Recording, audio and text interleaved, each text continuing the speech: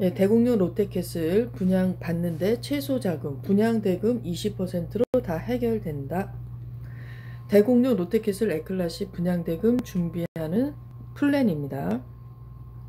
예, 대공은 롯데캐슬은 고양시 거주자한테 100% 우선권이기 때문에 접수 마감이 예상이 되고요. 필요한 자금은 기본적으로 계약금 10%하고 중도금 10%입니다. 85제곱미터 이하에서 전편형 추첨제 25% 물량을 갖고 있고요. 기본 차액은 2억 플러스 알파로 보여집니다. 입주 후 시세 상승이 더더욱 예상이 됩니다. 대공령 롯데캐슬 A클래스 분양가는 84 타입 기준 최고 분양가를 분석하겠습니다. 최고 분양가는 6억 2,200만원이고 계약금 10%는 6,220만원, 중도금 6회차 마지막 회차분 10%가 6,220만원이어서 기본적으로 현금 잔압에 필요한 돈은 1억 2,440만원입니다. 중도금 대출은 6,220만원 5회차분 3억 1,100만원이고요. 잔금은 30% 1억 8,660만원입니다. LTV 50% 단지인데 청약과열지구 조정 대상 지역이어서 그런데 LTV 50%라는 거는 분양가에서 50%라는 뜻입니다. 그래서 중도금이 50%밖에 안 되는 겁니다. 근데 나머지 대금이 부족하신 분들은 어떻게 해야 되는 걸까요? 이렇게 이제 분양 신청을 하려는 분은 고민을 하게 되는데요. 대공 롯데 아니더라도 모든 분양 청약 단지는 보통 계약금은 10%나 아니면 20% 혹은 또 청약 상황에 따라서 5% 뭐 이렇게 하는 경우가 있고, 중도금은 좀 더 다양한 프로모션이 있습니다. 그래서 보통 50%나 60%는 많이 하고, 특이한 경우에는 중도금이 20%인 경우도 있고, 그 다음에 또 회사에서 대출 이자를 후불해 준다거나 무이자를 하는 경우도 있습니다.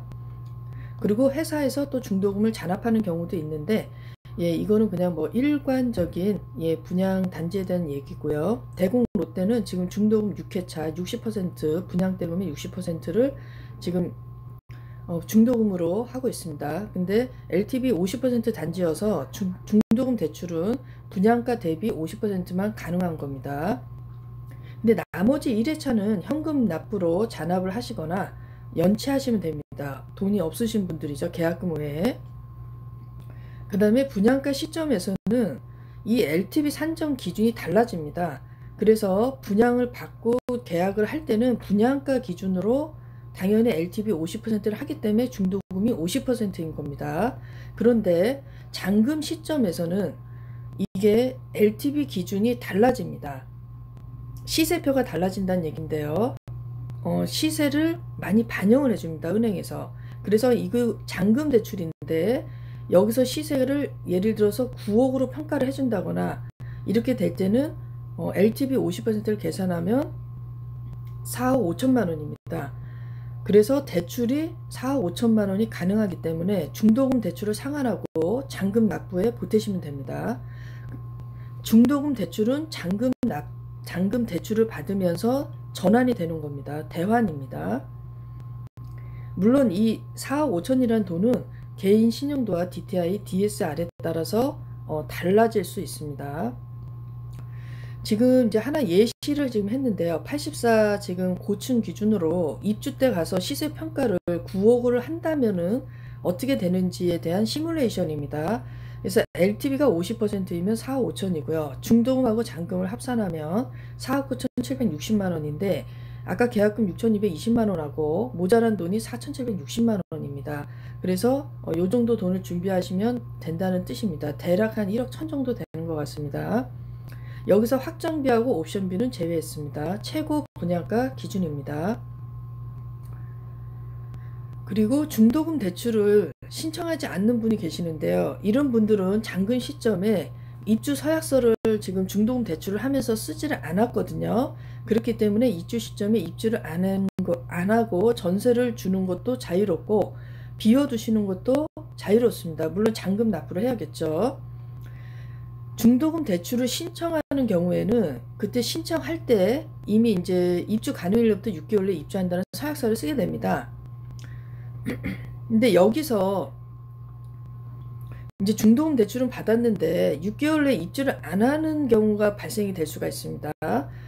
어떤 사유로든 아무튼 입주를 안 한다.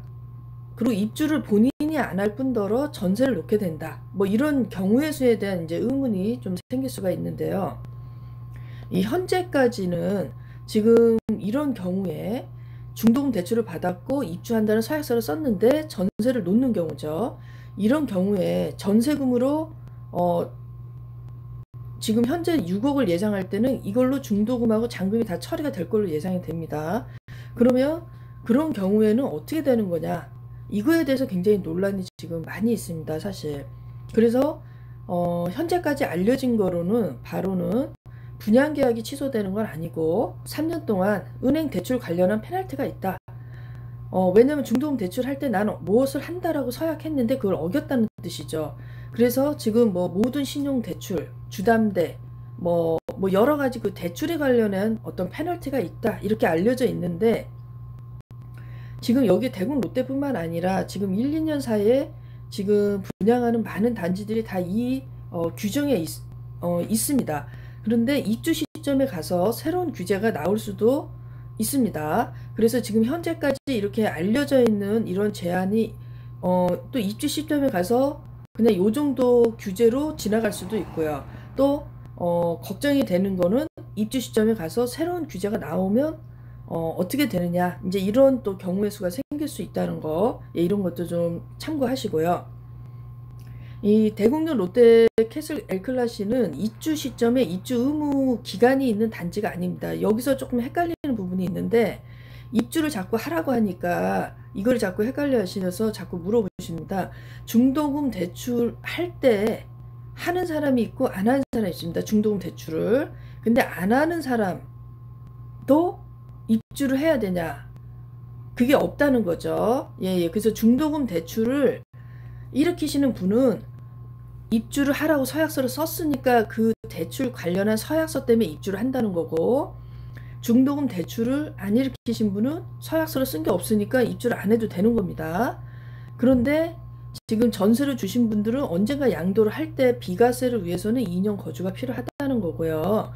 지금 이제 공공택지라든가 뭐 하남 가밀이라든가 뭐 위례라든가 이런 데서는 뭐 과천이라든가 이런 데서는 대출하고 상관없이 입주 의무 기간이 있는 단지가 있습니다. 입주 의무 기간이 있는 단지가 아니다 그 뜻입니다. 중도금 대출에서 말하는 입주 서약서하고 좀 다른 얘기입니다. 그래서 결론적으로 84 최고 분양가 기준으로 대곡역 롯데캐슬은 최소 현금 1억이 1,000만 원 정도면 분양대금이 해결이 될 수 있습니다. 그리고 결론적으로 전세를 놓는 경우에는 계약금 10%로 다 해결이 됩니다. 그 다음에 지금 10월 27일 기준으로 특공이 접수가 됐는데요.